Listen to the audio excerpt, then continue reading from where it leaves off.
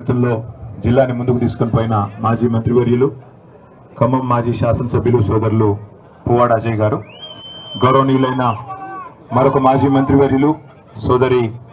మరి రాష్ట్రంలోని గిరిజనుల సంక్షేమం కోసం అనుక్షణం పరితపించిన ఆడబిడ్డ గౌరవనీయులు మాజీ మంత్రివర్యులు శ్రీమతి సత్యవతి రాథోడ్ గారు, గౌరవ రాజ్యసభ సభ్యులు మీ అందరికీ సుపరిచితులు పెద్దలు వద్దిరాజు రవిచంద్ర గారు,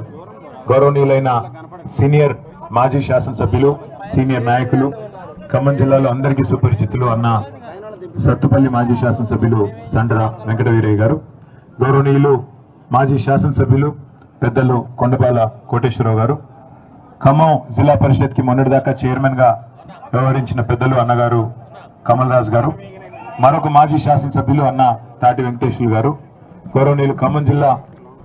వైరా నుంచి గతంలో ప్రాతినిధ్యం వహించిన మాజీ శాసనసభ్యురాలు సోదరి చంద్రావతి గారు, పెద్దలు మాజీ డిసిసిబి అధ్యక్షులు కురాకుల నాగభూషణం గారు, సోదరులు ఆర్జేసి కృష్ణ గారు, సోదరులు కర్ణాటి కృష్ణ గారు, పట్టణ పార్టీ అధ్యక్షులు నాగరాజ్ గారు, వేదికపైన ఆసీనులైన గౌరవనీయులైన మా కార్పొరేటర్ సోదరులకి సోదరిమణులకి, వేదికపైన ఉన్న సీనియర్ నాయకులందరికీ పేరు పేరున, అదేవిధంగా వేదిక ముందు ఈరోజు ఇది అనుకోని ప్రోగ్రాము. అజయ్ గారు ఏదో ఇక్కడ హెలికాప్టర్ దించుతున్నా అని చెప్పారు కానీ ఇంతమంది వస్తారని చెప్పలేదు.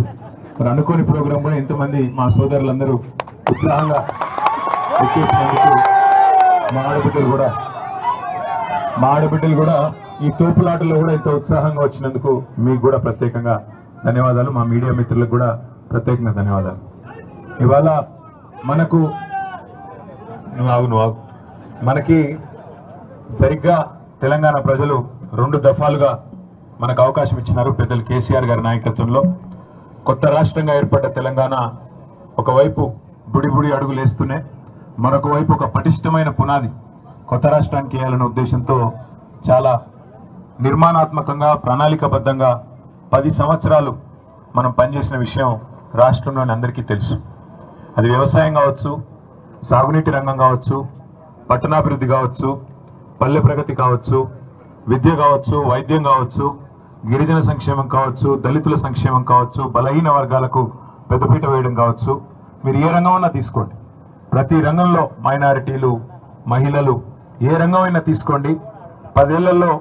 తెలంగాణ అనేది భారతదేశానికి ఆదర్శంగా ఏదైతే తెలంగాణ ఈరోజు పాటిస్తుందో దేశం తెల్లారి దాన్ని అనుసరిస్తుందనే పద్ధతుల్లో చాలా పకడ్బందీగా మనం పనిచేయడం జరిగింది. అందుకే 2014లో కేవలం 63 సీట్లు సాధించిన టీఆర్ఎస్ పార్టీ 18 కాడికి వచ్చేసరికి 88 సీట్లు, మనం 25 సీట్లు ఎక్కువ గెలుచుకునే విధంగా ప్రజలు ఆశీర్వదించడం జరిగింది. అయితే 2023 కాడికి వచ్చేసరికి మరి కొంత ప్రజలకు కూడా ఒక సామెత ఉంటుంది కదా తెలుగులో, కొత్త వింత పాత రోత అని. అట్లే